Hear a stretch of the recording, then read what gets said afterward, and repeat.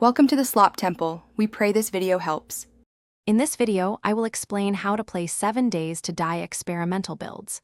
Accessing these versions lets you experience the newest content and features before they are officially released.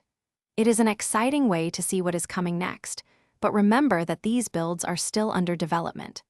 This means you might encounter some unexpected issues or bugs during your gameplay. Your participation helps the developers refine the game.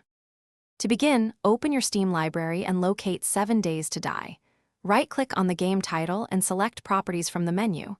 A new window will appear. Here, you need to click on the Betas tab.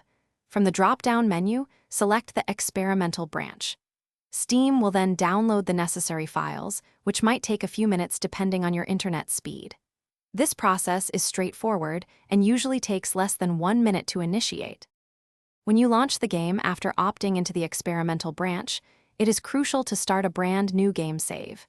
Existing saves from the stable version are typically not compatible and can lead to crashes or corrupted data. To be safe, you might want to back up your current stable game saves before proceeding. This ensures a smooth experience and prevents any loss of progress in your main game. Your role as an experimental player is vital for the game's development. If you encounter any bugs, glitches, or unexpected behavior, please report them on the official 7 Days to Die forums. Detailed reports, including steps to reproduce the issue, are incredibly helpful for the developers.